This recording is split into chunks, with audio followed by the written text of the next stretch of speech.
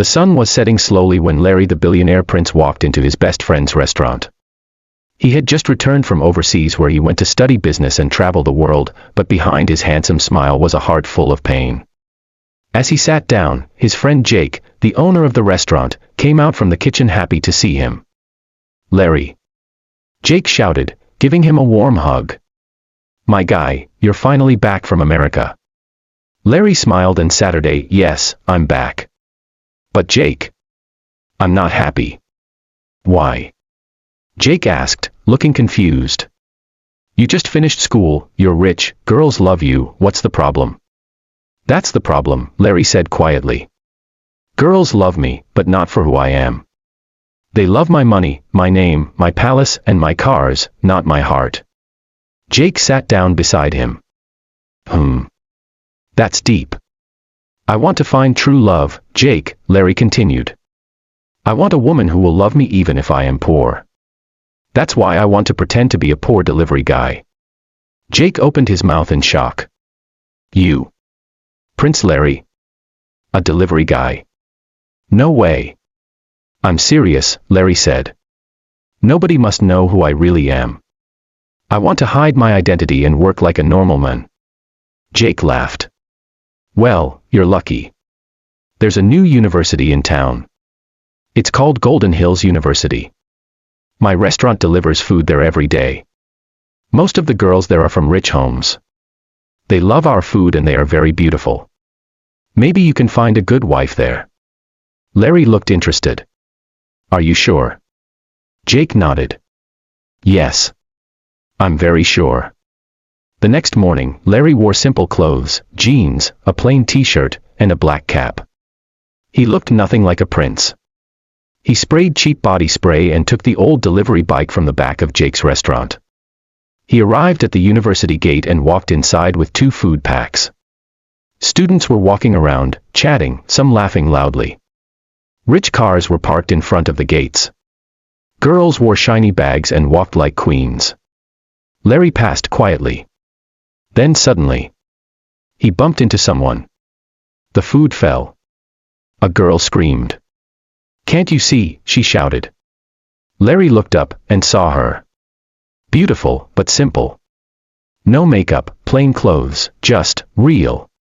Her name was Zara. And that was the beginning of everything.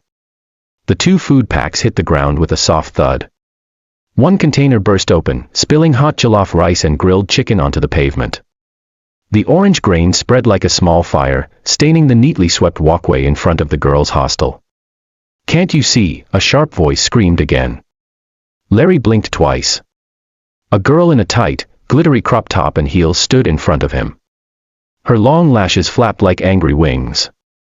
She had perfect makeup, expensive jewelry, and a phone that looked more like a status symbol than a device. But Larry wasn't looking at her. He was looking at the girl beside her. The second girl had been standing quietly, almost in the background. She had a black hoodie on, jeans rolled up at the ankles, and a backpack hanging carelessly over one shoulder. Her afro was tucked under a head wrap. She had no makeup on, but her eyes, big and calm, met Larry's for a second. There was no judgment. No hate. Just surprise. The first girl continued shouting. "This is why poor people should stay in their lanes. You're dirty. You've messed up my shoes. You." "Mimi, please, he didn't do it on purpose." The quiet girl finally spoke. Larry's eyes widened. Her voice was soft, but firm. "It's okay," she said again, stepping forward. "Let's help him." "Zara." "Help who?"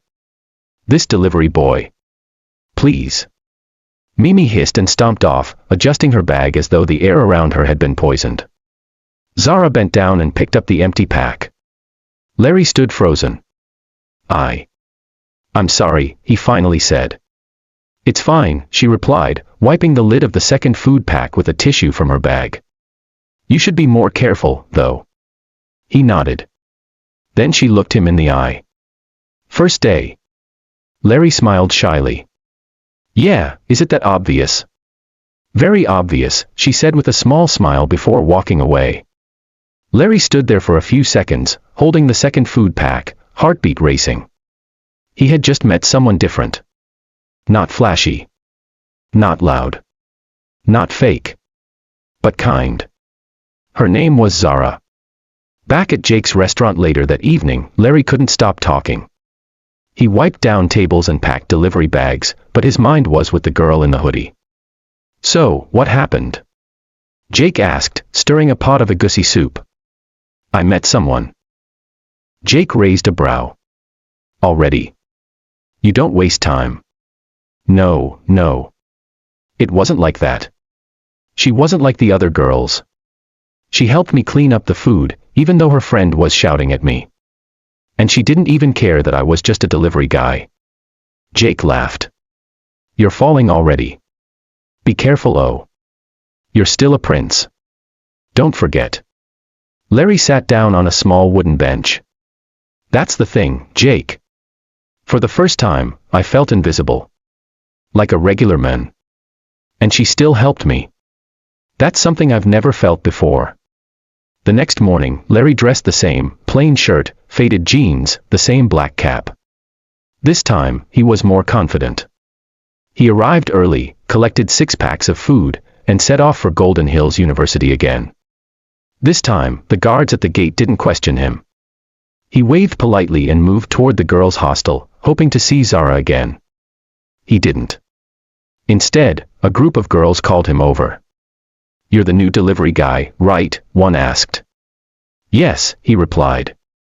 Bring food to room B12 from now on. We'll be ordering every afternoon. He nodded, writing it down. As he turned, another girl whistled. You're kinda cute for a broke guy, she teased. What's your name? Larry smiled politely. Larry. Just Larry. Okay, just Larry, we'll be seeing more of you. They all laughed as he walked away. But he wasn't thinking about them. He was thinking about the girl with no makeup, the one who didn't care about his cheap shoes or broken food pack. Zara. Later that night, Jake gave him an old notebook. Write things down, he said. Your thoughts. Your plans. You never know, you may end up writing your own fairy tale one day. Larry smiled and opened to the first page. He wrote. Day 2. I met a girl with honest eyes. She didn't care about money or looks. I spilled food, but she helped. I don't know why, but I think she might be different. I just hope she doesn't find out who I am, not yet. Just then, a shadow appeared at the door. Jake looked up. Larry, someone is here to see you. Larry stood, wiping his hands. Who? Jake hesitated. A girl from the university. Says her name is Mimi. Larry's stomach dropped. He hadn't seen her coming. The lights in Jake's restaurant flickered as the evening breeze blew through the half-open windows. Larry stood still, trying to hide the nervous flutter in his chest. His heart wasn't beating because he was scared of Mimi, but because her showing up here meant danger. Danger to his secret.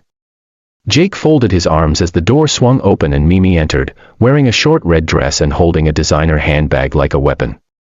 She looked around like a queen entering a foreign market. Her eyes found Larry. There you are, she said, her heels clicking dramatically on the tiled floor. I knew I recognized you. Larry forced a smile. Hi, how did you find me? Easy. I asked around, Mimi said, brushing invisible dust off her dress. Your face is too fine to forget.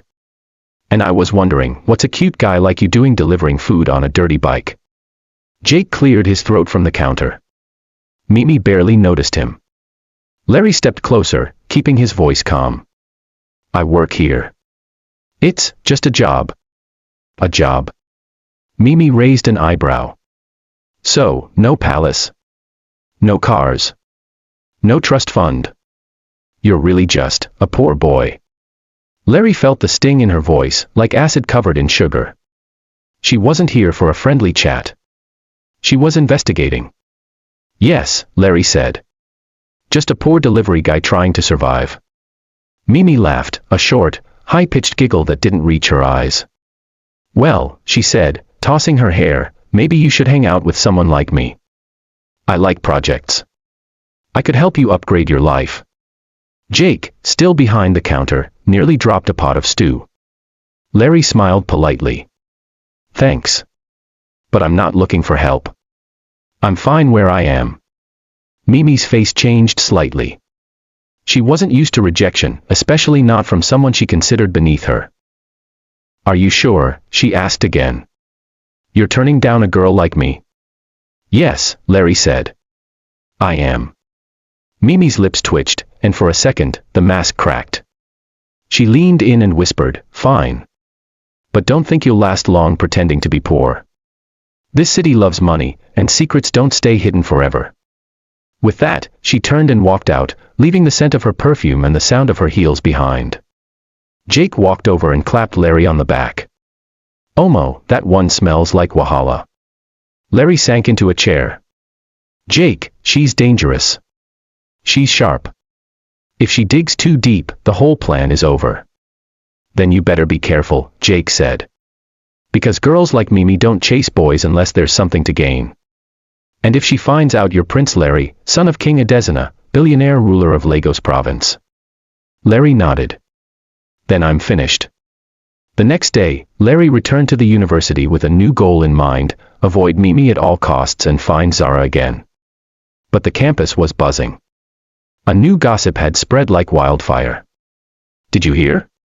That new delivery guy is actually dating Mimi. Mimi.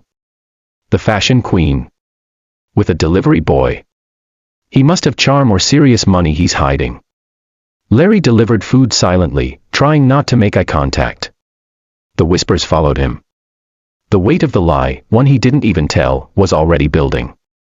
And then, just when he was placing a bag of snacks outside a classroom, he heard that voice again. Larry. He turned. Zara stood there, holding a book close to her chest. Hi, Larry said, trying not to smile too wide. So it's true, she asked, not unkindly. You and Mimi. Larry blinked. No. That's a rumor. She came to the restaurant yesterday, but I told her I wasn't interested. I swear. Zara looked at him for a moment. Then she smiled. Good. Because Mimi is not your type. Larry relaxed a little. And what do you think my type is? Zara tilted her head. I'm still trying to figure that out. Before Larry could respond, a voice behind them cut through the air. Zara, what are you doing with this riffraff? They both turned to see a tall, angry-looking boy in a varsity jacket walking towards them. Zara's smile faded. Larry, this is Ken, she said quietly. My ex-boyfriend. Ken stopped in front of Larry and narrowed his eyes. Stay away from her, delivery boy. She's not for your level. Larry didn't move. He just stared back. Then maybe she needs someone from a different level, Larry said calmly. Ken's jaw tightened. He grabbed Larry by the shirt. You want to act like a man? You want to fight for her? Zara gasped. Ken. Stop it. But Ken shoved Larry backward, right into a row of plastic chairs. Larry hit the ground hard. Students turned to watch. Phones came out. Someone yelled, fight. Larry didn't fight back. He stood up slowly, brushing himself off, his face burning with embarrassment. Ken scoffed and grabbed Zara's wrist. Come on. Zara pulled away. Don't touch me. Then she walked over and helped Larry pick up the scattered food packs. She didn't care who was watching. That evening, Larry sat on the balcony of Jake's restaurant, nursing a bruised elbow and a cracked ego.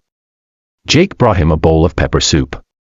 You didn't tell me your love story would include beatings, he joked. Larry laughed weakly. It's worth it. Because of Zara? Larry nodded. She's real. She didn't care that I fell. She helped me up. He opened his notebook again and wrote. Day 3. I got knocked down by a jealous ex. But she didn't laugh. She helped me. I think I'm falling deeper. But how long can I hide my true identity? He closed the notebook and looked at the stars above the city. Somewhere out there, Zara was probably wondering who he really was. And somewhere nearby, Mimi was already planning her next move. The morning sun peeked through the tall buildings of the city, casting long shadows across Golden Hills University. Larry adjusted his delivery bag and sighed deeply before getting on the old delivery bike. His bruised elbow still ached from yesterday's fall, but the pain inside him hurt even more. He hadn't slept much. He kept replaying Ken's shove, Zara's worried face, the crowd's whispers, and Mimi's words echoing in his head. This city loves money, and secrets don't stay hidden forever. He didn't know how right she was. As he rode toward the university gates, his mind swirled. Every day, it got harder to live the lie. But if he told Zara who he really was, a billionaire prince, would she still care for him? Or would she disappear like all the others? Jake had warned him, feelings are dangerous when your truth is a secret. But Larry didn't care anymore. Zara was different. She was worth the risk. Or so he thought. At the university, Zara sat under the shade of a mango tree near the science block, her books spread out around her. But she wasn't studying. Her mind was somewhere else. She kept thinking about Larry. The way he stood up to Ken. The way he looked at her, like she wasn't just another pretty girl in a rich school. But something didn't add up. Why would a poor delivery guy speak like someone who studied overseas? Why did he carry himself like a man who had seen the world? His clothes were simple, yes, but his aura, his confidence, his words, they didn't belong to the streets. She shook her head and sighed. Maybe she was just overthinking. Suddenly, she heard footsteps. Larry appeared, holding 2 bottles of cold water. Thought you might need this, he said, handing her one with a shy smile. Zara took it, smiling back. Thanks. How's your elbow? Better. I heal fast, he said, sitting on the bench beside her. They sat in silence for a moment, just watching students pass by. Then Zara spoke. Why do you work here, Larry? He hesitated. Because I want to understand real life, he said slowly. I want to live like everyone else. No shortcuts. No titles. Just truth. Zara nodded. She could feel there was more he wasn't saying. Before she could ask more, her phone buzzed. She glanced at the screen and frowned.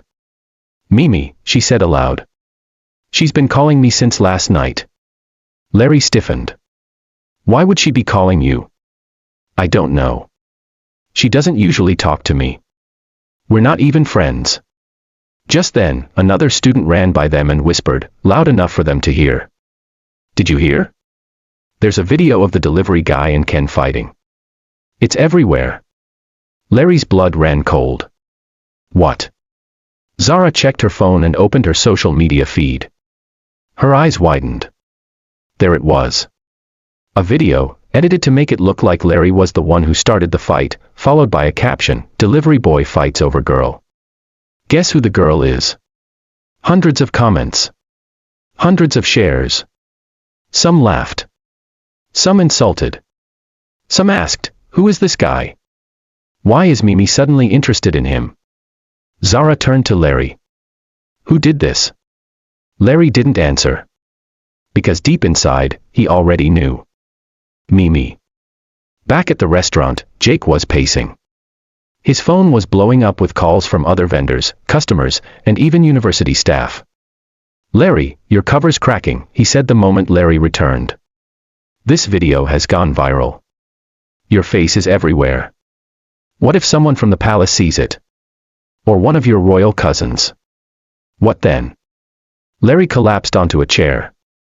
I need to talk to Mimi. This has to stop. Jake stared at him. You sure that's smart? Girls like her play games with sharp knives. You're already bleeding. But Larry stood up. I don't care. I have to protect Zara. This is affecting her too. Mimi's apartment was on the top floor of a high-rise building in the heart of the city. It was modern, expensive, and full of mirrors. When she opened the door and saw Larry standing there, she didn't act surprised. She smiled. Prince Larry. I was wondering when you'd show up. Larry narrowed his eyes. You know who I am. Mimi stepped aside to let him in. Please. I recognized you the first day. Do you think I don't read magazines? Or that I've never seen the most eligible royal bachelors list. Larry didn't sit. Then why are you playing games? Mimi walked over to her couch and sat with a glass of wine. Because I'm bored. And because it's fun watching you try to live like the poor. You're ruining lives. You're hurting people. No, darling, she said sweetly. I'm revealing truths. Let's be honest. If that girl Zara knew who you were, she'd probably worship the ground you walk on. But you want a fairy tale. A simple girl who falls for the prince when she thinks he's a frog. But guess what? Frogs get stepped on. Larry's fists clenched. Take the video down. No. Then I'll tell the school authorities. Or I'll sue you for defamation. Mimi stood slowly and walked up to him. She placed a hand on his chest. You won't do that, she whispered. Because then your secret will be out. And you'll lose her. That's your weakness, isn't it? Zara. Poor, innocent Zara. Larry stepped back. You're sick. I'm smart. And if I were you, I'd stop pretending and go back to the palace where you belong. That night, Larry didn't sleep again. He sat on the rooftop of the restaurant with his notebook and wrote. Day 4. My secret is no longer safe. Someone knows. And now, everything is at risk. I want to tell Zara the truth. But I'm afraid. Afraid she'll run. Or worse, treat me differently. Below that, he scribbled one more line. I came here to find love. But I might lose myself instead. The early morning rain washed over the city like a silent warning. Larry stood by the open window of the restaurant's small upstairs room, watching the raindrops crawl down the glass like racing tears. His heart was heavy. He hadn't slept. He kept thinking about Mimi's cruel smirk, her sharp words, and most of all, the way Zara looked at him yesterday when she saw the viral video. Shock. Confusion. Hurt. He wanted to run to her and explain everything. But how do you tell someone you've lied about your entire identity? He looked down at his cheap delivery clothes hanging on a hook. They were soaked from yesterday's drama and the rain. He touched the rough fabric with a sigh. This disguise was supposed to help me find love, now it might destroy it. Meanwhile, across town, Zara sat on her bed staring blankly at her phone. The comments were everywhere.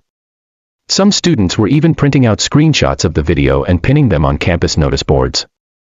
Fake delivery guy. Gold digger magnet. Zara's new boyfriend caught fighting for love. But one post stood out from the rest. It was Mimi's. You can take the boy out of the palace, but you can't take the prince out of the boy. Some people lie to get love. Hashtag watch out. Zara blinked. Palace. Prince. Was it just sarcasm, or was Mimi saying something real? Her heart pounded faster. She had to find out the truth. Later that afternoon, Larry returned to the university for another delivery, despite Jake's warnings to stay low. He couldn't stay hidden forever. He wore his cap lower, hoping no one would notice him.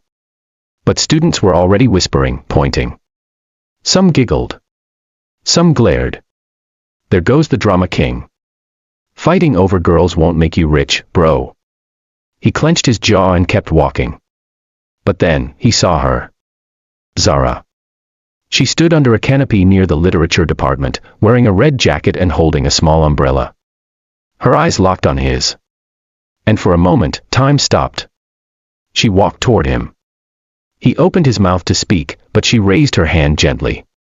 Let's talk somewhere quiet. They sat at the empty garden behind the science lab, where no students ever came. Raindrops still tapped on leaves above them. Zara took a deep breath. I need to ask you something, and I want the truth, Larry. He nodded. Are you hiding something from me? He froze. This was the moment. Everything inside him screamed to lie. To protect the secret. To guard the illusion. But his heart whispered something else. If you want love to be real, the truth must be too. So he spoke slowly. Yes, Zara. I've been lying to you. She didn't flinch. I'm not just a delivery guy. My name is Larry Abalayawa, the Crown Prince of Duran Kingdom. I grew up in a palace, surrounded by wealth, power, and expectations. Zara's lips parted. He continued. I left all that to come here, to live a normal life and find someone who sees me, not my crown, not my title, not my bank account, but me. A long silence stretched between them. The rain had stopped, but the air felt heavier. Zara looked away, biting her lip. So you lied to me, every day. I didn't want to lie, he said softly. I just didn't know how to be honest without ruining everything. But it is ruined now, Larry, she whispered. How can I trust anything you said? His eyes pleaded. Because every moment with you was real. Every laugh. Every walk. Every time you looked at me and saw something good, I was that person. The prince came later. The truth just followed behind. She stood up slowly. I don't know what hurts more, the lie, or the fact that you didn't trust me enough to tell me earlier. He stood too. Zara, please. But she shook her head. I need time. I need to think. And with that, she turned and walked away, leaving Larry standing in the garden, the weight of his confession pressing down like thunder. Back at the restaurant that night, Jake waited with 2 cups of hot cocoa. Larry walked in, soaked again, this time not from rain, but from sweat and sorrow. Jake looked at him. Did you tell her? Larry nodded. And? She walked away. Jake passed him the cocoa. Then it means she has a heart. People who feel pain are the ones who love the most. Give her space. If her love is real, she'll come back. Larry sighed and sat down. But even as he sipped the cocoa, he knew deep inside. He hadn't just revealed his truth to Zara. He had opened a door. And on the other side of that door was not just love, but war. Because someone else was watching. And that someone wasn't happy. The city skyline twinkled with electric lights as night fell, but inside the luxury suite of Royal Orchid Hotel, a storm was brewing far darker than anything outside. Mimi sat cross-legged on the velvet couch, wearing a golden silk robe, her phone lighting up every few seconds with messages and comments from the viral video she had posted. Her lips curled into a satisfied smirk. So, the prince thought he could play poor and escape me. She scrolled through the comments. That girl Zara better back off. She has no class. Mimi is a queen. She deserves a prince. That last comment made her chuckle. Of course, she did. What no one knew, yet, was that Mimi wasn't just any rich girl. Her father, Chief Ikenna, was the second cousin to the King of Duran, which made her royalty by blood. Not first-line royal, but close enough. Since childhood, she had dreamed of marrying into the main royal family to claim her place at the top. And now Larry had come back to the city, single, handsome, and vulnerable. Mimi's fingers tapped her wine glass slowly as she stared at the screen. Her plan was working. Zara had stormed off campus after the revelation, crying. The campus gossip machine had exploded with sympathy for her and ridicule for Larry. But that was just the first step. Mimi didn't want to just ruin Larry's chances with Zara. She wanted to own him. Meanwhile, Larry sat outside Jake's restaurant long after it had closed, watching as cars passed in the wet street. He hadn't eaten. He hadn't spoken much. He replayed his conversation with Zara 100 times. I don't know what hurts more, the lie, or the fact that you didn't trust me enough to tell me earlier. Those words burned. Maybe I was a fool to even try this, Larry muttered. Jake came outside holding a lantern. You're not a fool. You're just in love, and love makes princes become delivery men. Larry forced a dry smile. Yeah, well, maybe it also makes women walk away. Jake sat beside him. You forget, Larry. You've got a heart. Most of the people chasing you don't even have that. And you can't give up just because you've been seen. Now is the time to be brave. Larry nodded, unsure. Then Jake added, also, we've got another delivery at Golden Hills tomorrow. Want to come? Larry blinked. You still want me delivering food after the scandal? Jake grinned. Well, we still have hungry students. Just wear your helmet this time. The next morning, Larry returned to the university campus. His heart thudded the moment he walked through the gates. This time, people didn't whisper as much. Some just stared, curious. Others avoided him completely. He made the delivery to the medical building and was on his way out when he heard her voice. "So, you finally stopped hiding." He turned. Mimi stood near the vending machines, dressed in tight jeans and a blouse that looked too expensive for campus. She wore confidence like perfume, strong and overwhelming. Larry frowned. "Mimi." She walked up to him, brushing imaginary dust from his shirt. "You know, I always suspected there was more to you than that cheap perfume and your old bike." "I don't want to talk," Larry said, stepping back. Mimi pouted. "Larry, don't be like that. I'm not your enemy. I'm the only one who understands your world." He raised an eyebrow. "You mean the world of lies and fake status?" "No," she said, her tone growing firm. "The world of royalty. We both belong there. Zara. She's just a common girl. She won't survive the pressure of your life." Larry was silent. "You're going to need a queen beside you, Larry. Someone who knows how to walk in heels and crowns. Someone like me." "You mean someone who uses gossip to destroy others?" She narrowed her eyes. "I made a mistake pretending to be someone I'm not," Larry said. "But at least I did it searching for love. You do it to feel powerful." Mimi's expression changed. "You think Zara will forgive you?" she asked. "Do you think she'll still want you when she finds out what I know?" Larry's voice grew cold. "What do you think you know?" Mimi leaned closer and whispered, "Your royal engagement." His face went pale. "Ah," she said, smiling again. "So it's true." What Mimi was referring to was a rumor from back home. Before Larry left for the U.S., there were talks between his family and the Oneira family about a traditional engagement, a formal betrothal that would merge two powerful families. Larry had objected then, and his parents told him they'd shelve it. But had they really? And now Mimi knew. Later that evening, Larry received a call from his mother. "Son," she said, her voice calm but firm, "you've made enough mess. Return to the palace. The engagement with Princess KG must go on. We can no longer delay." Larry's heart broke. "But, Mother, I've found someone I care about." "It doesn't matter. The kingdom is watching. The council is pressuring us. You were never meant to fall for a girl in a classroom." He ended the call and slumped on his bed. Was this the end? Would he be forced into an arranged marriage while the woman he truly loved walked away? At that very moment, across town, Zara sat with her best friend Riri in the hostel lounge. "I don't know what to think anymore," Zara said. He lied, but he also told the truth. "Does that even make sense?" Riri nodded. "Girl, it does. Love is messy. But here's what matters, did you feel safe with him? Did he see you for who you are?" Zara blinked. "Yes." Larry saw her. Long before he told her the truth. He saw her poetry when no one else cared. He made her laugh without trying. He stood up for her without asking anything in return. Zara stood up suddenly.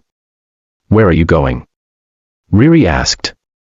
Zara's voice was firm. "To find out if love still stands, even in the ruins." The rain came fast that night. Like a warning from the heavens. Larry stood in his room at Jake's apartment, staring at the letter in his hand. It was royal stationery, thick parchment with the royal family's golden seal pressed into the top corner. Inside were only 3 lines, but they felt heavier than a mountain. "The royal engagement between His Highness Prince Larry and Princess KG of Oneira shall be formally announced at the royal gala this Sunday. Your presence is not optional. Prepare yourself." He dropped the letter on the table as if it burned him. Jake entered just then with 2 bowls of steaming noodles. "I made food," he said with a grin, "even princes need to eat." Larry didn't respond. Jake noticed the letter. "Oh no, don't tell me it's..." Larry nodded.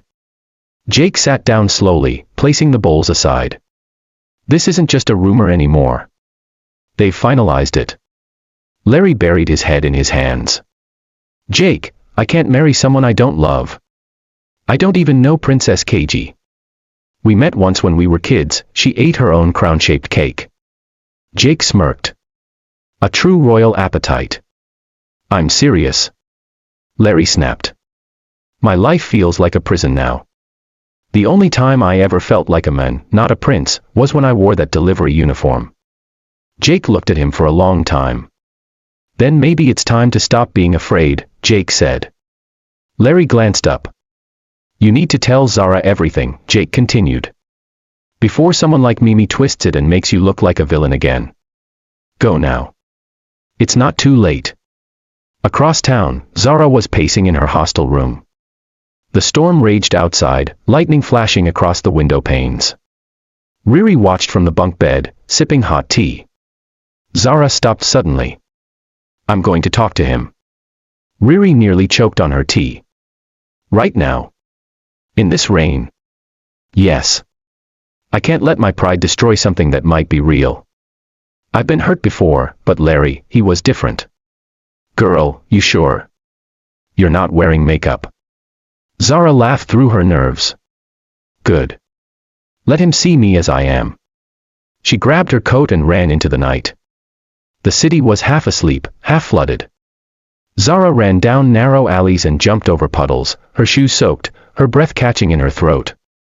She didn't even know where Larry lived exactly, but she remembered Jake's restaurant. If I can just get there, she thought, maybe I'll find him. Larry, meanwhile, had taken Jake's delivery bike again, ignoring the rain. His thoughts were spinning faster than his wheels. What would he say? How would she react? He didn't even notice the red traffic light until someone screamed. Hey! A taxi swerved. Larry barely missed it, tumbling off the bike and crashing into the wet pavement. Pain shot through his arm. His helmet clattered away. Rainwater soaked his jeans. People rushed over. Are you okay? Larry waved them off, groaning. I'm fine. I'm fine. But as he stood up, he saw something that made his heart stop. Zara. She was across the street, frozen under a street lamp, her hair soaked and face pale. She had seen everything. She ran over, kneeling beside him. Larry, oh my God, what are you doing out here? I could ask you the same thing, he muttered, gritting his teeth. You're bleeding, she said, looking at the scrape on his elbow. I've been bleeding since the day you walked away, Larry whispered. Zara froze. He looked at her. I was coming to find you. I got news, bad news. What is it? He handed her the wet royal letter from his pocket. She read it. Twice. Her hands began to shake. You're getting married. I don't want to, he said. It's arranged. A royal duty. But I never agreed to it. But you're a prince, Zara said quietly. Can you even say no? I don't know, Larry said. But I do know I can't walk into that engagement pretending I've never met you. Zara stood up, her breath visible in the cold. I came to see you because, despite everything, I missed you, she said. I wanted to forgive you. I wanted to understand. Larry stood too. Then let me explain everything. No more lies. No more pretending. Just then, the rain softened. The city, as if in agreement, seemed to sigh. And there, under the street lamp, in the middle of a quiet city road, Larry took Zara's hand. I may be a prince, Zara, he said, but without you, I don't feel like a man. She stared at him, tears in her eyes. Then suddenly. Flash. A camera light blinked from behind a nearby parked car. Zara turned. Mimi stood there, holding a phone. Oh, how romantic, she said mockingly. The prince and the poor girl, kissing in the rain. Larry stepped forward. Mimi, don't do this. Oh, I already did, she said. I just sent the footage to my media contact. Let's see how the kingdom reacts to this scandal tomorrow morning. Zara gasped. Why are you doing this? She cried. Because, Mimi said through gritted teeth, I was supposed to be the queen. And then she disappeared into the shadows. The next morning, the city woke under a blanket of cold mist, but the real chill came from the headlines splashed across every screen and newspaper stall. Prince Larry caught kissing mystery girl, scandal rocks the palace. Delivery boy or royal lover? The truth behind Larry's secret life. Every phone buzzed, every cafe whispered, and social media exploded. Larry sat in Jake's cramped apartment, the morning sunlight cruel on his face. His phone wouldn't stop ringing, reporters, palace officials, even his mother. He ignored them all. Zara sat opposite him, trembling but silent. The leaked video had gone viral overnight. The once private moment, stolen by Mimi's spite, was now public property. Jake paced back and forth, hands in his pockets. Man, this is bad. Really bad. Larry shook his head. Jake. I knew this might happen, he said quietly. But it hurts. Not because of me, but because Zara is caught in the middle. Zara's voice cracked. I didn't ask for this. No one asked for this, Larry said, reaching out and holding her hand tightly. But we have to face it together. I can't let my family ruin the only person who ever saw me as Larry, not Prince Larry. The palace was chaos. Larry's father, King Obasai, summoned him immediately. You embarrassed the family, the king thundered, pacing the grand hall. Larry stayed calm but firm. I'm sorry, father, but I'm not sorry for wanting to live my own life. The king's eyes narrowed. You have a duty to marry Princess Keiji and secure our alliances. And what about my happiness? Larry challenged. Does that matter at all? The king's face darkened, but before he could answer, a voice interrupted. Princess Keiji entered gracefully, a calm presence in the storm. Father, maybe it's time we listen to Larry. The king's anger faltered. Keiji continued, arranged marriages can work, but only if both people agree. I don't want a marriage built on lies or fear. Larry was surprised. He looked at her, seeing not a rival, but someone who might understand. Back at the university, Zara faced whispers and stares. Some students sympathized, others mocked. Rumors spread fast, fueled by Mimi's cruel smile. Zara's closest friend, Riri, stood by her. Ignore them, she said fiercely. They don't know what you and Larry share. But Zara felt alone. She longed to believe Larry's words. To trust the men beneath the prince's mask. Jake's restaurant became a sanctuary. Students, delivery workers, even some professors gathered there daily, discussing the scandal. The atmosphere was tense but hopeful. Jake poured a cup of coffee for Larry. You know, man, you're lucky. Not many princes get to find real friends like us. Larry smiled weakly. Yeah. I just wish the world was kinder. The phone buzzed again. This time, a message from an unknown number. Meet me tonight. I have information about Mimi. Don't trust her. Larry's heart raced. Jake, this could be big. Mimi's plans might be deeper than we think. As night fell, Larry and Zara met in the dimly lit park near the university. The city lights flickered, and the rain had stopped. Larry held out the phone, showing Zara the message. We need to find out what Mimi's really up to, he said. Zara nodded, resolve shining in her eyes. No more secrets. No more lies. Together, they stepped into the shadows, ready to fight for their future, whatever it might cost. The city was quiet, but the night was alive with whispers. Larry and Zara walked cautiously through the narrow streets behind the university, their footsteps echoing faintly against the wet pavement. The message on Larry's phone burned in his pocket like a secret flame, someone claiming to have dirt on Mimi. Jake's words echoed in Larry's mind, don't trust her. Zara glanced nervously over her shoulder. Who do you think sent the message? Larry shrugged, but his eyes scanned the dark alleys. Could be anyone. But whoever it is, they want us to find out the truth before it's too late.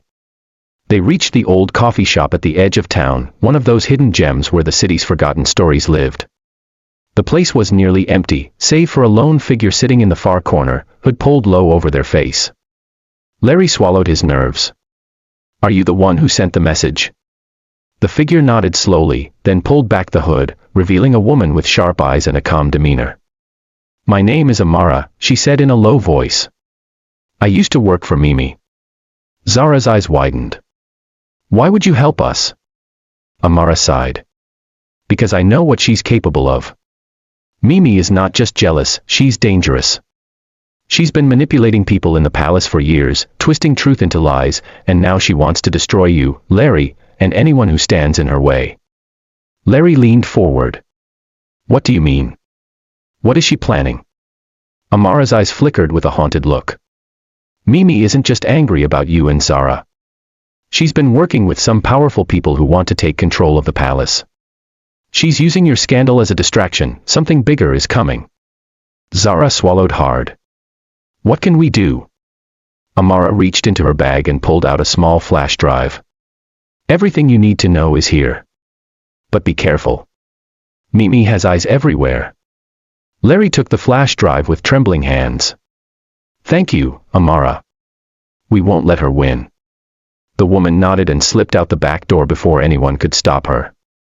Back at Jake's apartment, Larry plugged the flash drive into his laptop. Files, videos, messages, all revealing a web of lies and schemes designed by Mimi and her allies to destabilize the royal family. Among the documents was a recording of a secret meeting between Mimi and a mysterious figure in a dark room. They spoke about a plan to force the king to abdicate and install Mimi's chosen candidate. Jake's voice was steady but urgent. This is bigger than a scandal. This is a coup. Larry's mind raced. If Mimi succeeded, the city, and his family, would never be the same. Zara sat beside Larry, her hands clenched tightly. We have to stop her. But how? Larry looked at her, determination burning in his eyes. We expose her. We show everyone the truth. But the palace will protect Mimi, Zara said. They want to keep their secrets. Then we take the truth to the people, Larry said. This city deserves to know what's really happening behind closed doors. The next day, Larry and Zara planned their move carefully. They contacted a trusted journalist, someone known for fearless reporting and integrity. As the city buzzed with rumors about the prince's scandal, a new story was about to break, one that would shake the foundations of power. The morning sun filtered through the dusty windows of a small but bustling newsroom in the heart of the city. The smell of ink and coffee filled the air as reporters scrambled to meet their deadlines.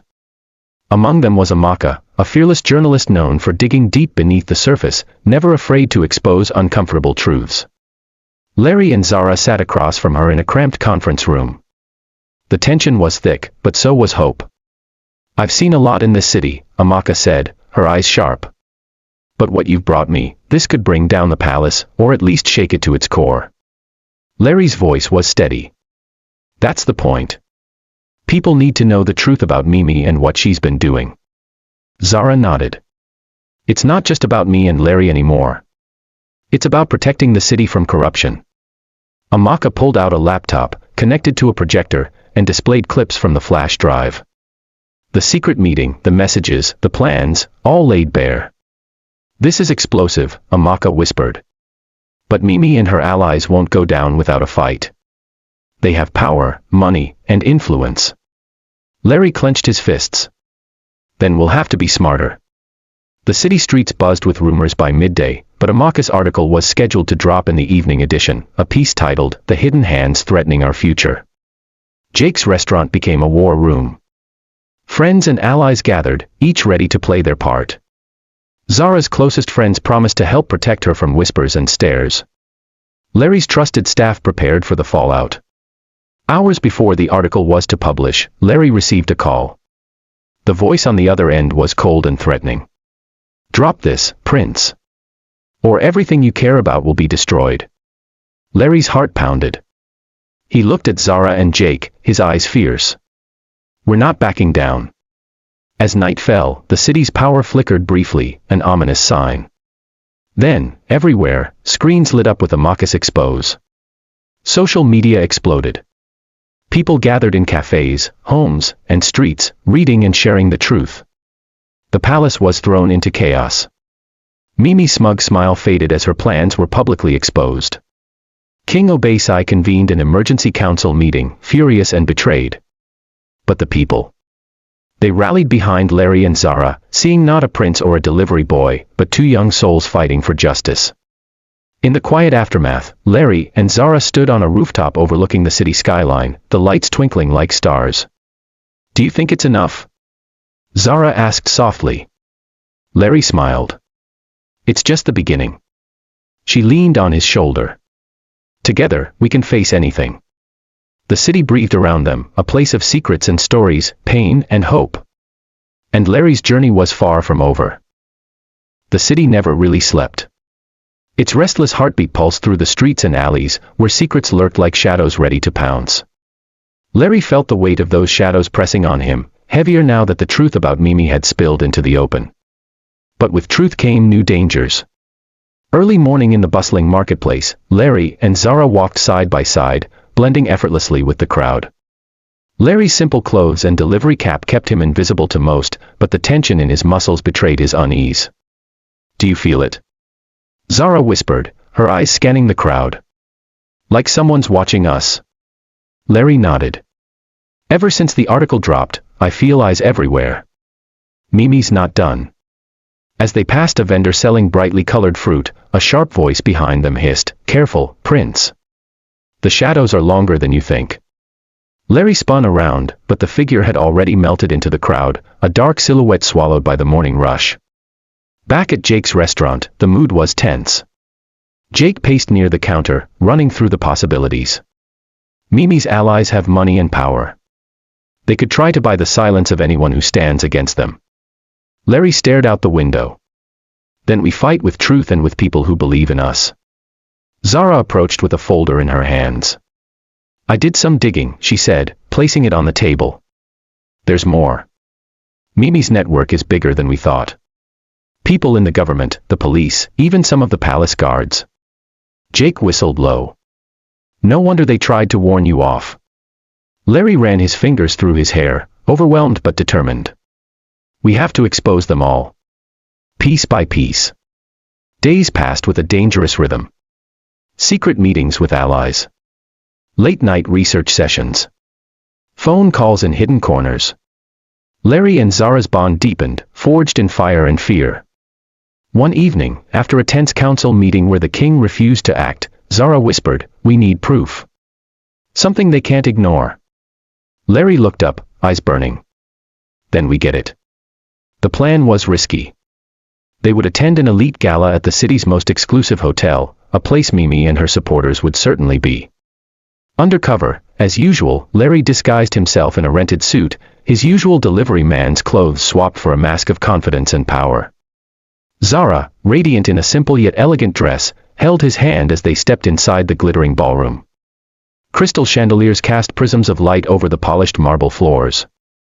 Laughter and soft music floated through the air, masking the undercurrent of schemes and secrets.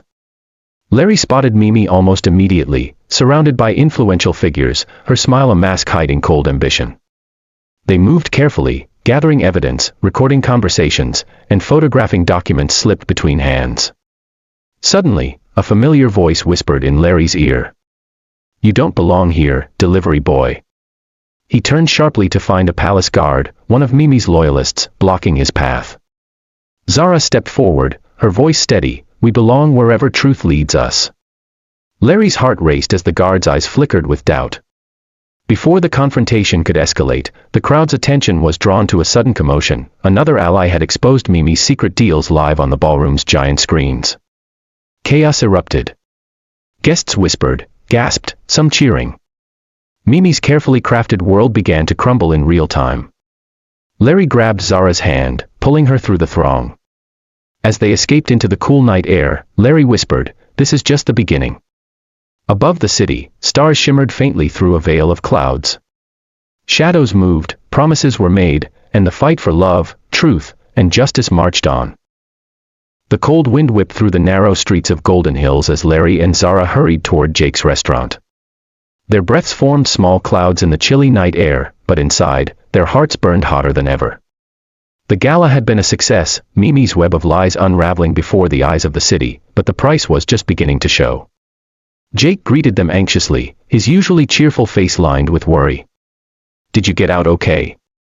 I heard rumors that Mimi's guards are looking for you." Larry nodded grimly, removing his suit jacket and loosening his tie. "We slipped away, but they're not giving up." Zara poured them both a cup of hot tea, hands trembling slightly. "It's like we woke a sleeping giant." Jake shook his head. Mimi won't just roll over. She'll strike back hard. Larry sat down heavily. We knew this wouldn't be easy. But I didn't expect it would put everyone around me in danger. Over the next few days, the city's atmosphere thickened with tension. Newspaper headlines screamed about corruption and scandal, while whispers of retaliation stirred fear in quiet corners. Larry's friends, including Jake, became targets of subtle intimidation, threatening calls, suspicious accidents, and shadowy figures lurking near their homes. One evening, as Larry locked up the restaurant, a black car pulled up sharply. Two men stepped out, their faces hidden beneath hats and collars. Larry's instincts screamed danger. "Prince Larry," one said in a low voice, "drop this fight. Walk away now, or the people you love will pay." Larry's heart pounded, but his voice was steady. "I'm not afraid of threats." The men exchanged glances, then vanished as quickly as they'd appeared, leaving Larry trembling but more determined than ever. At home, Larry confided in Zara. "I didn't sign up for this kind of war. But I can't back down." Zara took his hands in hers. "Courage doesn't mean not being afraid, Larry. It means facing that fear, even when it's hard." She looked deep into his eyes. "And you're not alone." Meanwhile, Mimi's influence twisted behind closed doors. She met with powerful allies, plotting her next move. "This prince thinks he can destroy me," she spat. "I will make sure he loses everything." Her voice dripped with venom. "Find his weaknesses. Use his love against him."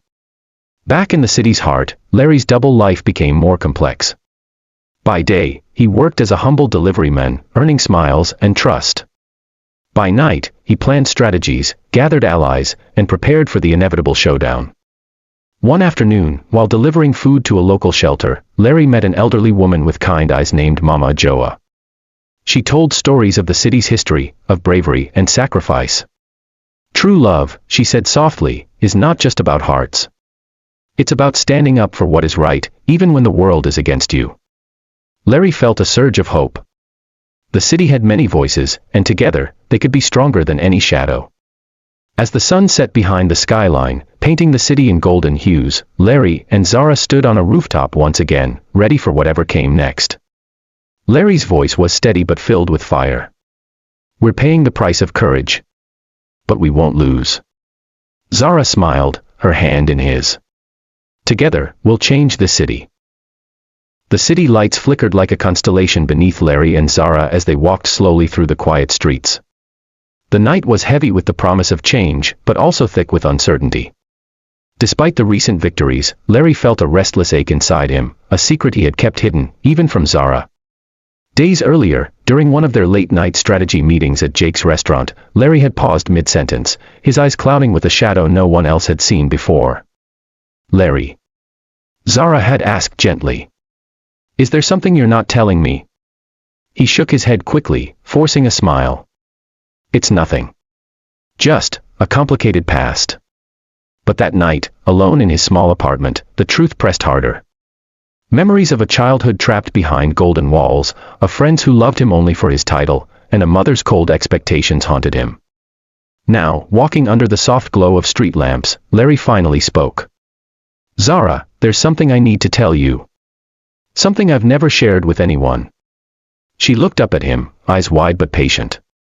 "You can tell me anything." Larry took a deep breath. "Before I became the prince everyone knows, I was just a boy longing to be loved for who I am, not what I have. My family, they expected me to be perfect. I was never allowed to make mistakes or show weakness." He paused, searching her face for judgment but finding only understanding. "When I left to study abroad, I thought distance would help me find myself. But all I found was loneliness." Zara squeezed his hand. "You're not alone anymore." That night, their bond deepened as they shared stories beneath the stars, stories of fear, hope, and dreams of a life where love was genuine and free.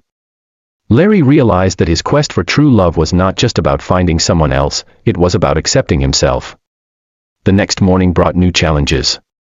Mimi had not stayed silent after the gala. Instead, she struck back with a public smear campaign, twisting Larry's true identity into a story of lies and betrayal. News outlets buzzed with gossip, and some of the city's elite turned away from Larry, fearing scandal. Jake's restaurant filled with tension as regular customers whispered anxiously. Larry felt the sting of rejection but held his head high. Zara stood beside him, unwavering. They don't know the real you.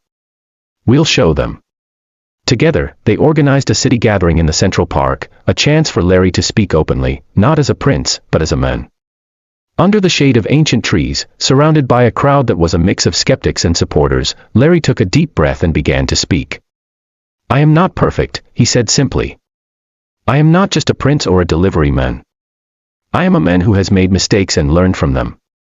I want to find love that is honest and true. He looked into the crowd, seeing faces of hope and doubt. True love doesn't care about wealth or status. It sees the heart. And that is what I offer. The crowd was silent, then slowly, applause began to ripple through the gathering. It wasn't unanimous, but it was real. Larry's heart swelled with a fragile hope. Later that evening, Zara whispered, "You were brave today. The city is starting to see the real you." Larry smiled, but his mind was restless. The fight was far from over. Shadows still moved in the corners of the city. Mimi was watching, waiting for her next chance to strike. As Larry looked out over the glittering skyline, he knew one thing clearly. Love was a battle worth fighting, and he was ready to risk everything. The city never truly slept. Even at midnight, horns blared in the distance, lights from office towers still flickered, and in the back streets of Golden Hills, whispers passed from one shadowy figure to another like ghosts trading secrets. Larry stood by the window of his small room above Jake's restaurant, unable to sleep. The crowd's applause from the park still echoed in his ears, but so did the murmurs, the disbelieving ones, the scoffing ones. He had made his first public stand as a man, not a prince, and while some had accepted him, others were already plotting his fall. And one of those others was Mimi. Far across the city, in a towering glass penthouse that overlooked the skyline, Mimi tapped her long red nails against a wine glass, her eyes glowing with hatred. Her assistant, a skinny man named Cyrus, entered the room hesitantly. They believe him, she spat, standing to pace the marble floor. They actually believe that delivery boy is noble. That he's honest. Cyrus nodded nervously. There's been an increase in public support since the park speech. Mimi stopped and faced the window, her reflection twisted in the glass. Then we destroy him another way. If the people love his story, we'll rewrite the ending. The next day, Larry arrived at the university like he always did, dressed in his delivery outfit, black cap pulled low, carrying food packs on the old delivery bike. He hadn't seen Zara that morning. She had called late the night before and told him she had a headache, but something about her voice had worried him. As he walked through the university gate, students buzzed with rumors. Some girls pointed at him and whispered. There he is, one said. That's the prince pretending to be poor. Or pretending to be a prince pretending to be poor, another girl laughed. Who knows what's real anymore? Larry ignored them and continued toward the dorms. But before he could reach his usual delivery point, a security guard stepped in his path. You're not allowed here today. Larry blinked. Why not? I deliver food here every morning. The guard looked uncomfortable but firm. We've received a complaint. Someone filed a report saying you're impersonating someone important, possibly trying to scam students.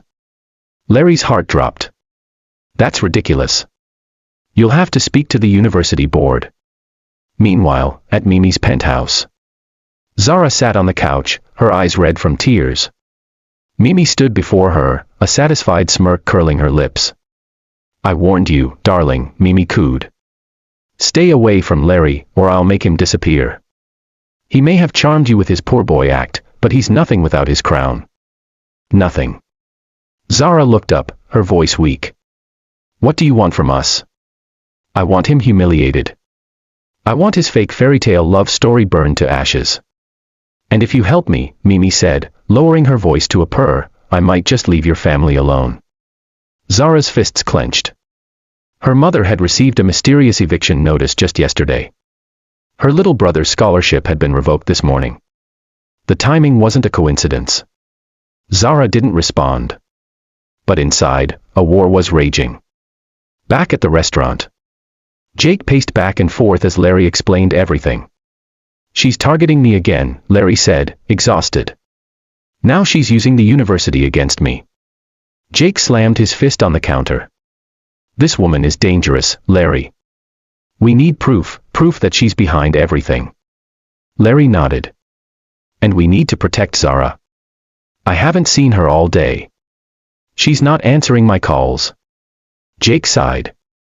You've stirred up a hornet's nest. But remember, the people are starting to believe you. You just need one more move. Something bold. Larry looked up, eyes blazing with an idea. Then I'll go back to the university tomorrow, with cameras. Let them see who I really am. No lies. No crown. Just the truth. That night, Larry stood alone on the rooftop, the wind tugging at his shirt. His eyes were set on the dark horizon where Mimi's tower glowed red like a warning sign. I won't stop, he whispered. I will find love, and I will earn it. Not with money. But with truth. But in the dark alleyways below, another figure watched him. A shadow cloaked in black. A spy sent by Mimi. The war had only just begun. The morning sun rose slowly over the city, casting a soft golden glow across rooftops, glass towers, and the red-bricked buildings of Golden Hills University. It was a new day, but for Larry, it felt like a storm was coming. He stood at the back of Jake's restaurant, buttoning his plain delivery shirt. His royal ring, hidden deep in his drawer, seemed to glow faintly, as if calling to him. But today, he would not wear anything royal. Today, he was not Prince Larry. He was just Larry, the man trying to win a woman's heart in a city full of masks. Jake came in with a worried look. Still no word from Zara. Larry shook his head. Nothing. She didn't come to the restaurant. Didn't text. Her phone rings, but she doesn't pick up. Jake lowered his voice. You don't think she, gave up on you? Larry swallowed hard. No. She's not like that. Something's wrong. He grabbed the delivery box, climbed onto the bike, and rode off through the busy city streets. But his thoughts were not on food. They were on Zara, her smile, her strength, her silence. At the university gate, Larry was ready for trouble. The previous day's warning still rang in his ears. But this time, he came with something different, Jake's old GoPro camera, strapped to his chest beneath his shirt. He wasn't just delivering food. He was gathering truth. Surprisingly, the security guard who had stopped him the day before gave him a cold nod and let him pass. Students walked by, whispering louder now. There he is. The fake prince. I heard his girlfriend dumped him. Larry ignored them all. He had one mission, find Zara. Meanwhile, across town in Mimi's penthouse, Zara sat on a velvet chair, dressed in all black.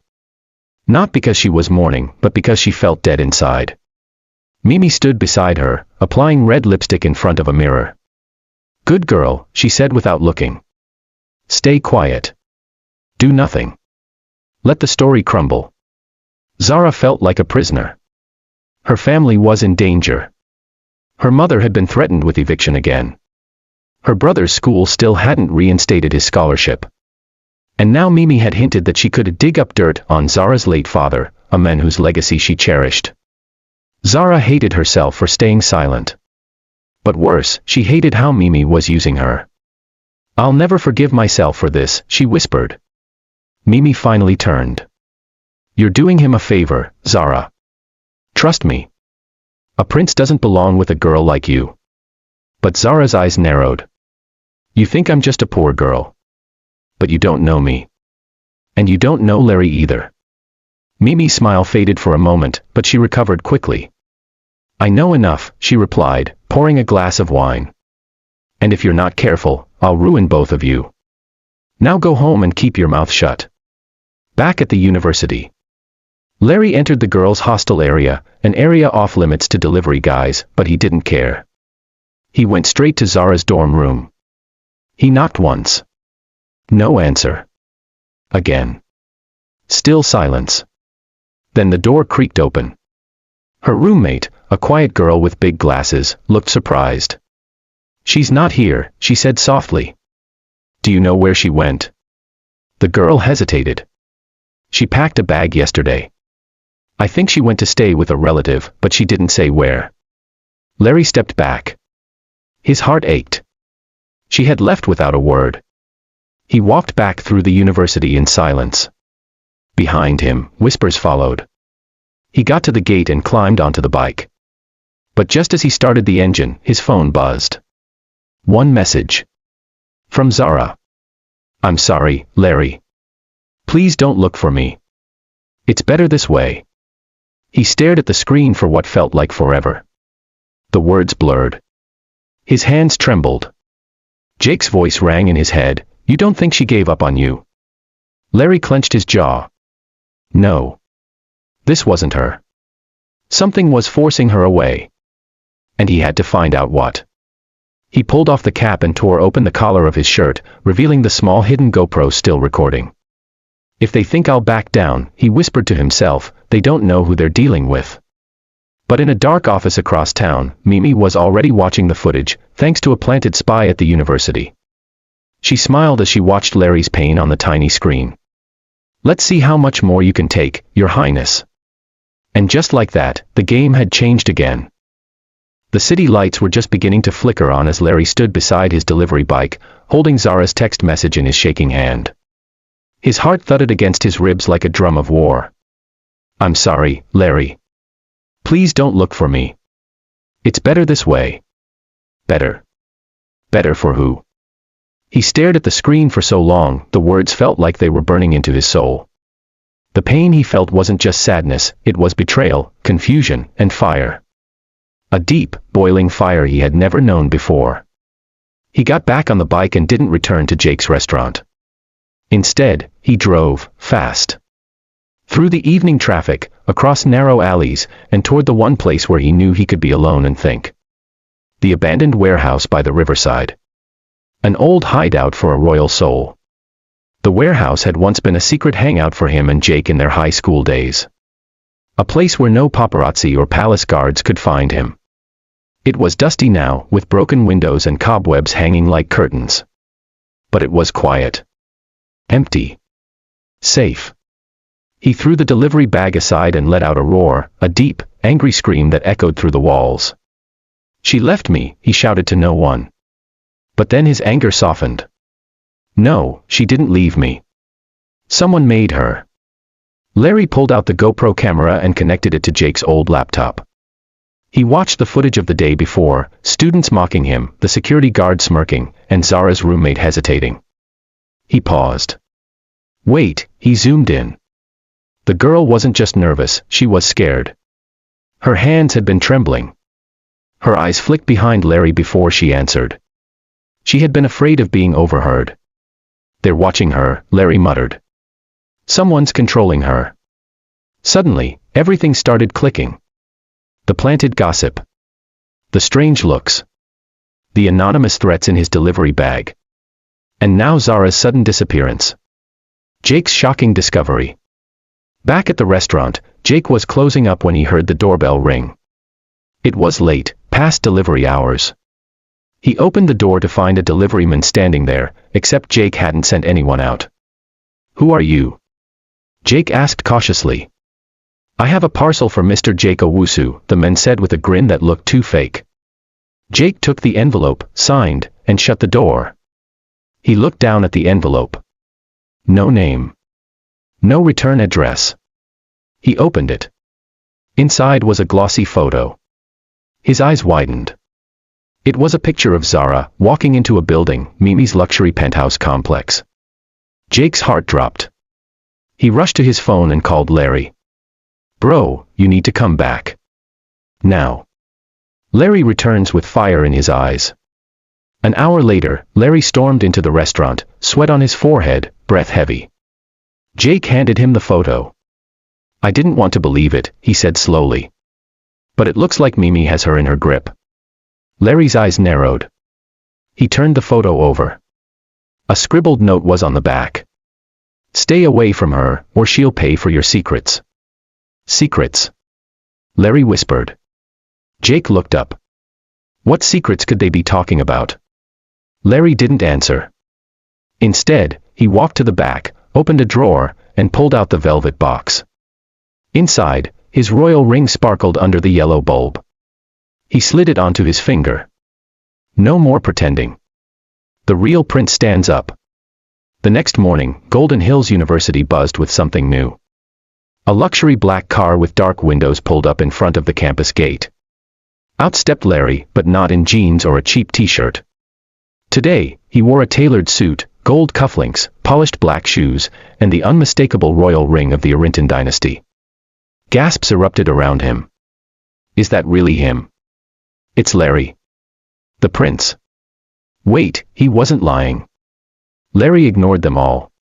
He walked straight to the student union office and asked for permission to address the entire campus at noon. When the dean heard his full name, Prince Lawrence Obinna Arrington IV, he immediately agreed. The prince had come out of hiding. Zara watches from the shadows. In Mimi's penthouse, Zara sat on the couch, a cup of untouched tea in her hands. Mimi stood in front of the TV, furious. What does he think he's doing? She hissed, turning up the volume. On the screen was Larry, standing before the entire university, cameras flashing, students gathering, the air full of tension. Zara's heart skipped a beat. Larry looked straight into the camera and said, I lied to all of you because I wanted to know who I could trust. And now I know. Mimi's face went pale. Zara whispered, he's not hiding anymore. A declaration that shook the city. Larry continued, his voice steady. My name is Prince Lawrence Obinna Arrington IV.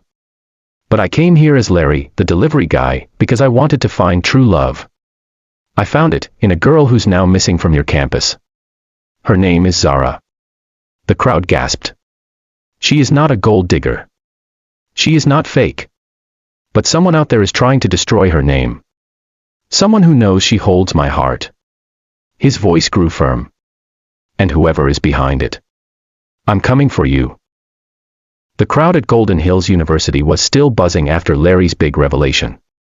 Phones were out, social media was on fire, and hashtags like #PrinceLarry and #ZaraIsInnocent were already trending. But not everyone was clapping. Mimi sat at home, her perfectly manicured fingers gripping the remote control so tightly it nearly cracked. This idiot thinks he can win this war by standing on a stage and making a speech, she said through clenched teeth. He just declared war. Zara, who sat quietly in a corner of the penthouse, looked at her nervously. She had heard Larry's voice again. Seen his eyes, full of love and pain, on the screen. Her heart leaped, but she still didn't move. Mimi turned to her, a smile fake as a plastic flower. Don't even think about it. He may love you, but you're a prisoner now. You move, and I send those pictures to the press. Pictures of you and him in his delivery uniform, kissing behind the restaurant like trash. Zara's mouth fell open. You took pictures of us. Oh, sweetheart, Mimi said, sipping her wine. I've been watching you two from the beginning. The prince's plan begins. Back at Jake's restaurant, Larry was not resting. He was pacing the floor, his royal ring now shining on his finger. Jake was wiping down the counter but watching him with sharp eyes. So what's the plan, Your Highness? Jake said half joking. Larry stopped pacing. The plan is simple. I want to make Mimi think she's winning. While we prepare our trap.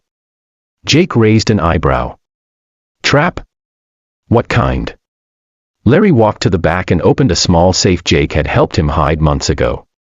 He pulled out an envelope marked, Private, Royal Intel. Inside were photographs, documents, and receipts. Before I went undercover, Larry said, my father assigned the palace investigators to dig into all potential enemies. Mimi's father was once a businessman who tried to get royal contracts but was blacklisted for fraud. Mimi has hated the royal family ever since. Jake whistled. So it's personal. Very, Larry said. And now she's using Zara to get back at me. But if I can get proof that she's holding Zara against her will, we can end this. Jake scratched his chin. And how do we get proof? That penthouse is guarded like a bank vault. Larry smiled. We won't go to her. We'll make her come to us. Baiting the enemy. The next morning, Larry posted a mysterious video on social media. He sat at Jake's restaurant, still wearing his prince's ring, but this time with a royal aide beside him. In the video, he said, "This is a public statement. Anyone who has information about the woman named Mimi or Zara's disappearance, come forward. A reward of 5 million Nigerian nairas will be given for any tips that lead to Zara's safe return. The royal house is also preparing to take legal action against those who have blackmailed or trapped any citizen. This is not just a love story anymore. It is now a matter of justice." The video went viral in minutes. Meanwhile, Mimi's phone began ringing non-stop. Journalists, friends, even her father. "What did you do, Mimi?" her father shouted. "I warned you about messing with the royal family." But Mimi wasn't worried. "Not yet. Relax, Dad. He's bluffing. He has no proof." Still, something in her gut told her to be careful. She looked at Zara again. "Looks like I'll have to change my plans."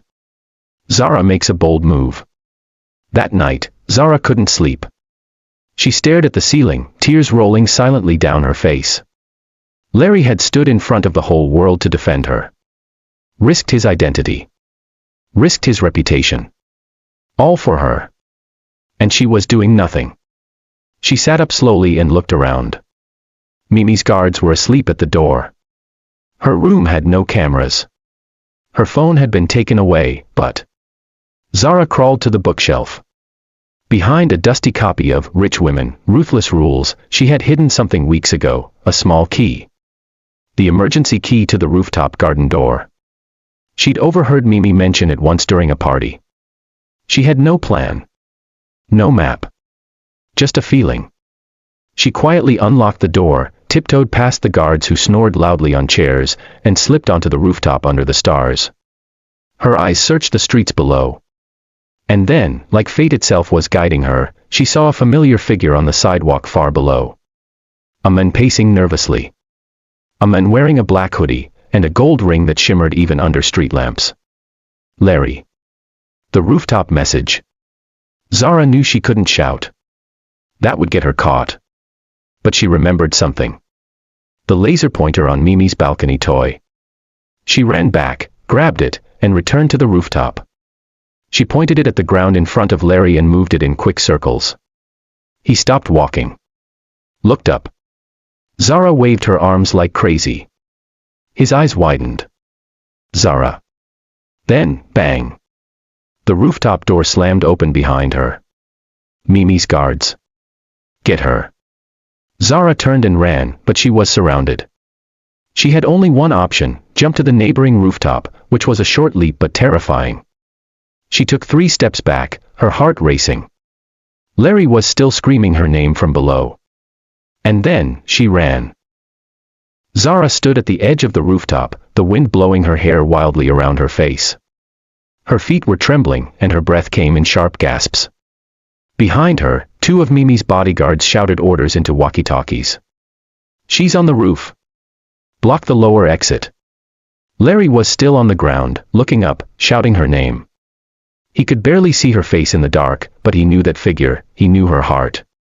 He didn't need perfect vision to know that Zara was in trouble. Zara, don't jump. Wait, I'm coming. But she couldn't wait. The guards were only steps away. In front of her was a 3-foot gap between the building she stood on and the next rooftop. It wasn't far, but the fall below could kill her. She didn't know if she had the strength. She didn't know if she had the courage. She whispered to herself, if Larry believed in me in front of the world, I must believe in myself. And she jumped. Her heart stopped midair. For one long second, the world slowed down. And then, thump. Her hands caught the edge of the next building, but her feet slipped. She screamed, hanging by her fingers. Help, she cried, kicking wildly. From the street, Larry's blood went cold. He saw her hanging, dangling above death, and he ran faster than he ever had. Through the side gate. Past shocked residents. Into the neighboring building. Larry's desperate climb. He didn't wait for the elevator. Larry sprinted up the stairs, taking them 3 at a time. By the time he reached the rooftop, his lungs were burning and sweat poured down his face, but he didn't stop. As he burst through the door, he saw her, still hanging. her fingers slipping. "Larry," she screamed. "I'm here." He lunged forward and grabbed her wrists just as she slipped. With every muscle in his body straining, he pulled her up. She crashed into his arms, both of them collapsing on the cold rooftop floor. They stayed there for a moment, breathing hard, arms wrapped tightly around each other. "I thought I lost you," Larry whispered. "You almost did," she replied, her voice shaking. He touched her face gently, wiping away a tear. "No more hiding, Zara. No more running. You're safe now." But before she could answer, a slow clap echoed behind them. The final threat. They turned. Mimi stood on the other rooftop, arms folded, wearing black heels and a blood-red coat. The rooftop light cast a shadow behind her, making her look like a villain straight out of a movie. "How romantic," she said with a sneer. "A prince and a peasant. Hugging on top of my city." "Mimi," Larry said darkly. "This ends tonight." "No, Larry," Mimi said, holding up a flash drive. "It only ends when I say it ends." Zara's eyes widened. "What's that?" Larry asked. "Every secret conversation. Every whisper between you and Zara from the day you started pretending to be poor. Recordings. Pictures. If I release these, your royal family will be embarrassed, and she," Mimi said, pointing at Zara, "will be painted as a gold digger who knew everything." "You wouldn't dare," Larry growled. "I dare every day," Mimi replied, smirking. And then she turned around. "But let's see how far you're willing to go for love, Your Highness." She vanished down the rooftop stairs. Larry's decision. Later that night, back at Jake's restaurant, Larry sat in silence. Zara sat beside him, holding his hand. Jake walked over with tea, his eyes tired but calm. "So what now?" Jake asked. "We go to the police." "No," Larry said softly. "I'll go to the press. I'll confess everything. The disguise. The mission to find true love. Everything." "But that could ruin your royal name," Zara said. Larry looked into her eyes. "I'd rather lose my crown than lose you." Tears filled Zara's eyes. Jake smiled. "Well," he said, sipping his tea, "that's the most royal thing I've heard all day." But just then, before they could celebrate, someone barged into the restaurant. It was Nia, the kind, quiet waitress from Golden Hills University's canteen. She looked panicked. "You won't believe this," she said, out of breath. "I saw Mimi. She's meeting a reporter tomorrow. She's going to leak everything." Larry stood up, his jaw tight. "Then we go to that reporter first." Jake raised a brow. "How? You don't even know which one." "I do," Nia said. "She's meeting with Mr. Collins from Capital Weekly. They're meeting at Dawnview Hotel. Tomorrow morning. 9 a.m. Larry glanced at Zara. "This is our chance to turn the trap on her." The morning sun was barely up when Larry put on his cap and jacket, leaving the palace quietly through the back gate. He didn't take his luxury car or call for bodyguards. He was back in his simple disguise, a delivery guy again, but this time, not to hide who he was, but to take control of his story. Zara was already waiting outside Jake's restaurant. Her hands were cold, but her eyes were blazing with fire. "Are you ready?" she asked. Larry nodded. "I was born ready. But now, I'm not just fighting for myself. I'm fighting for us." Jake tossed Larry a small audio recorder. "In case she lies, record everything. If she tries to twist the story, we twist it back harder." "Thanks, Jake." "Be careful," Jake said, his voice serious. "Mimi's not just rich, she's dangerous." With that, Larry and Zara hopped on the delivery bike and rode off toward Dawnview Hotel, the place where secrets would either be buried or exposed to the world. The trap is set. Dawnview Hotel was a tall glass building with marble floors and cold smiles. Larry and Zara entered through the side entrance, dressed like staff, just two more people among the hotel workers. They knew the meeting was on the 7th floor, in a private lounge called Sky Ember. According to Nia's tip, Mimi had booked the place under the fake name Miss Doreen. At 8:52 a.m., the elevator doors opened with a soft ding. Larry and Zara stepped out and peeked through the glass walls. There she was, Mimi, wearing sunglasses and a tight black dress, sitting across from a tall man in a navy suit. That must be Collins, Zara whispered. The journalist. They watched Mimi lean across the table and slide a flash drive toward him. Her lips moved quickly, but they couldn't hear the conversation from where they stood. We need to get closer, Larry said. They tiptoed to the back hallway and slipped into the room beside Sky Ember, which happened to be a cleaning closet. Luckily, there was a small air vent between the walls. Larry pushed the recorder through the vent and pressed record. They listened carefully. Inside the secret deal. I'm giving you everything, Mimi whispered. This will shake the palace to its core. The public will eat it up. Poor girl seduces the prince in disguise. We make her look like she planned it all. And in return, the journalist asked. I want the front page. I want her ruined. And I want my image cleaned up. Tell them I was protecting Larry. Make me look like the victim. Larry clenched his fists. Zara's mouth fell open. She's a devil. The journalist paused. And what if the prince denies it all? He won't. Because I'll leak the pictures too. Larry pulled out his phone. Time to end this. He stormed out of the cleaning room and barged into the lounge, with Zara right behind him. The royal reveal. Mimi. Larry's voice echoed through the room like thunder. Mimi turned slowly. Her eyes widened when she saw him. Larry. Collins looked confused. Who? I am Prince Larry of Norvale, Larry said boldly, pulling off his cap. And I'm here to tell you the truth before anyone lies for me. He tossed the recorder onto the table. Collins grabbed it. What's this? Everything you need, Larry said. Her voice. Her plan. Her betrayal. Mimi stood up quickly. You have no proof. Actually, I do, Larry snapped. You just gave it to me with your own mouth. Collins stood, adjusting his glasses. Is this all real? Larry looked him dead in the eye. Yes. I came to this city pretending to be poor. I wanted to find love without my crown. I found Zara. And I love her. Not because she's rich. Not because she's famous. But because when I was nothing, she treated me like something. Mimi's mouth opened and closed like a fish. For the first time in years, she was speechless. The journalist's decision. Collins turned to Zara. Did you know he was the prince? No, Zara said honestly. Not until everything came crashing down. And when I found out. I didn't ask for his crown. I just wanted his heart. Collins turned back to Mimi. You were planning to destroy their names, for what? Because he didn't choose you. Mimi hissed, because he embarrassed me. The journalist shook his head slowly. I don't publish lies, he said. And I certainly don't take stories from bitter hearts. He dropped the flash drive into his cup of coffee.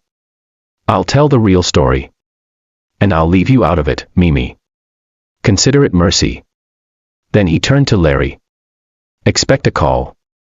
You've just given me the most powerful love story this city has ever seen. But just as they left, Zara and Larry stepped out of the lounge hand in hand, hearts lighter than ever. The elevator door closed, and they both let out a sigh of relief. It's over, Zara said. Larry looked at her. No.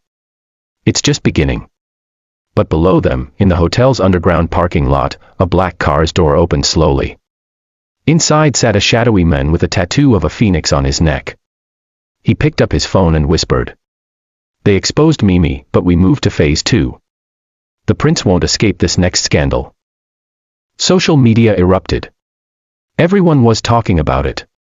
College students at Golden Hills University were reposting old photos of delivery guy Larry, realizing the quiet man who brought them rice and stew was royalty in disguise. But while the city celebrated Larry's honesty and cheered for his romance with Zara, far away in a dark garage beneath Old Town, something else was unfolding. A man with sharp cheekbones and a thick scar running down his jawline picked up a glass of wine and stared at a photo, a picture of Prince Larry and his late father, King Bismarck. Behind him, a younger man in a long trench coat stood waiting. Are we ready? Scarface asked without turning. Yes, boss, the man said.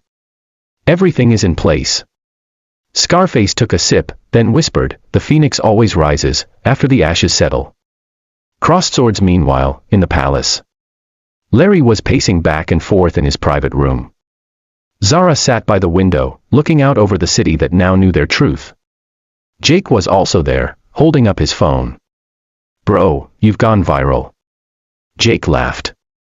Even my grandma knows you're a prince now. Larry didn't smile. His mind was racing. I know Mimi's out of the picture for now, but I can't shake this feeling, he said. Zara stood and walked to him. What feeling? Like someone else was pulling her strings, Larry replied. Mimi is proud and selfish, yes, but she's not that clever. That whole plan, it was too detailed. Too dangerous. Jake looked up. You think someone else was behind it? Larry nodded. And they're not done. Detective A warning from the past. Later that day, Larry received an unexpected visit from General Dogo, a retired military man who once served as security chief in the palace. He walked in slowly, his walking stick tapping the polished floors. Your Highness, he said, bowing. Uncle Dogo. Larry said with surprise, standing up quickly. I came because I saw the news, the old man said. But also because of a name I heard whispered. The Phoenix. Larry froze. What do you know about him? General Dogo's eyes narrowed. The Phoenix is not a name, it's a shadow. A criminal syndicate your father once fought to destroy. Their leader has a personal vendetta against your family. We all thought they were gone, but shadows don't die. They wait. Jake muttered, Phoenix, that's what the men in the hotel garage said. Phase 2. Larry sat down slowly. This isn't about Mimi, he said. This is about revenge. They want the throne. Performing Arts Phase 2 begins.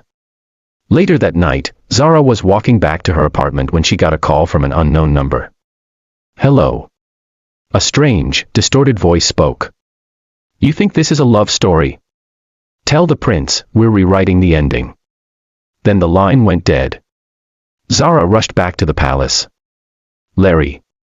Someone just called me. They said. Before she could finish, the palace lights went out. Total darkness. Sirens started wailing outside. Jake burst into the room. Turn on the news, now. Larry grabbed the remote and switched on the TV. Breaking news, a royal financial account has been hacked and emptied of over $5 million. Evidence points to Prince Larry. Larry stood there, numb. What? No, Zara whispered. This can't be happening.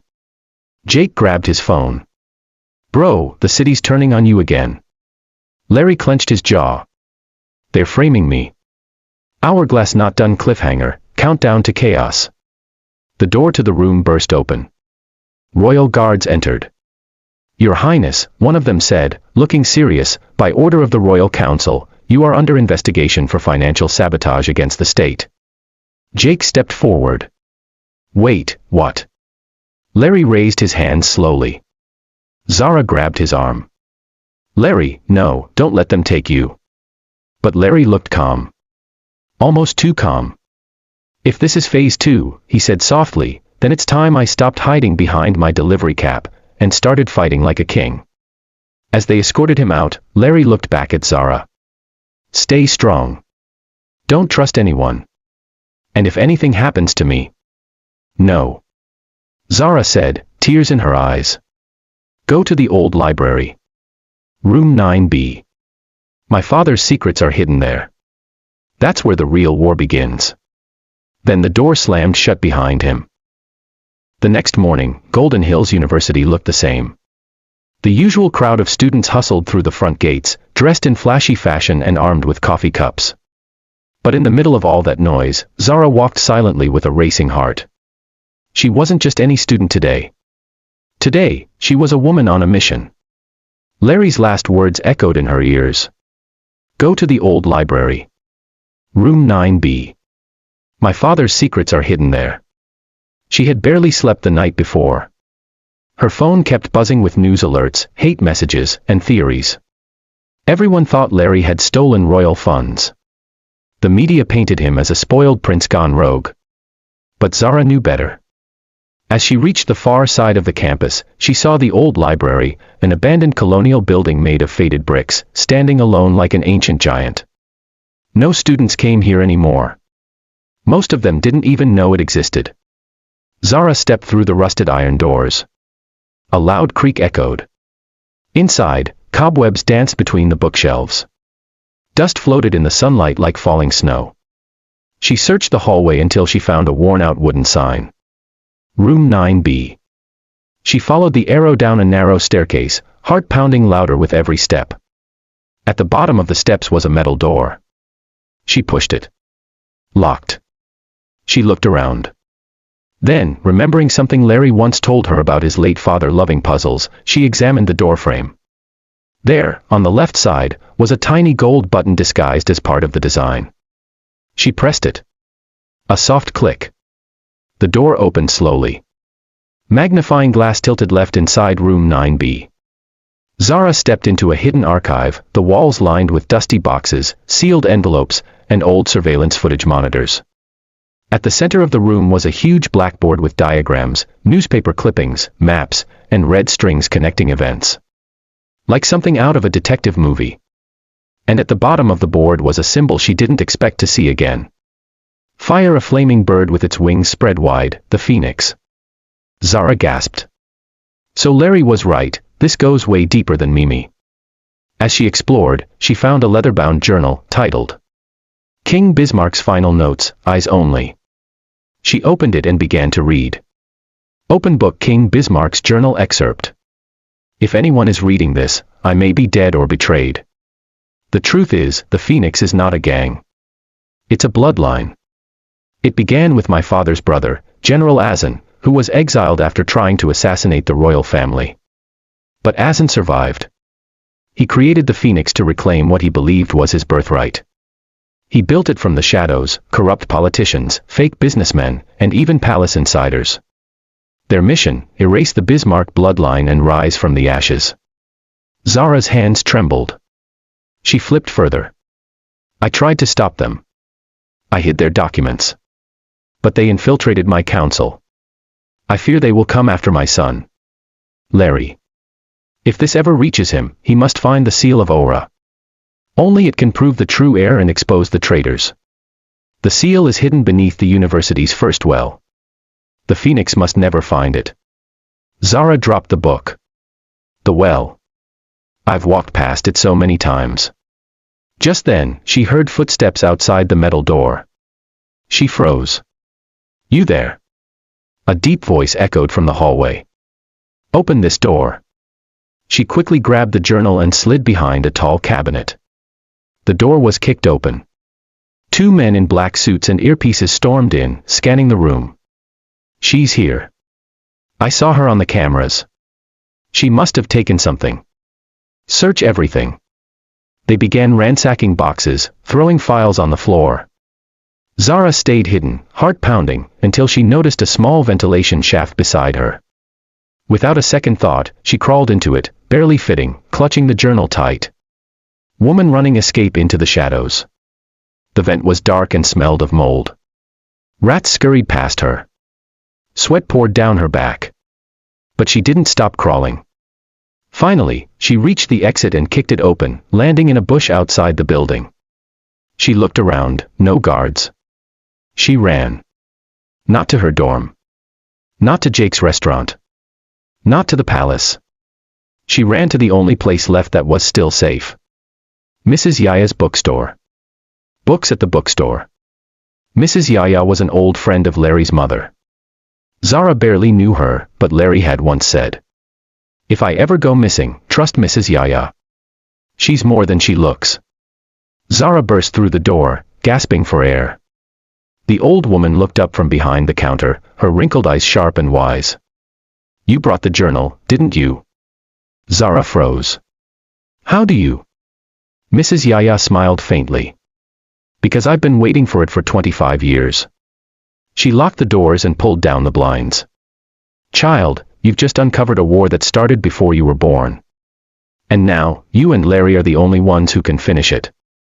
Whole cliffhanger, beneath the university. That night, a mysterious figure dressed in monk robes stood before the university's first well, whispering ancient chants. A golden bird symbol glowed faintly on the stone rim. The men removed his hood. It was General Azan. Alive. Cold eyes. No mercy. After all these years, he said quietly, the phoenix will finally burn the palace down. And as lightning cracked across the sky above Norvale City, the war for the crown had begun.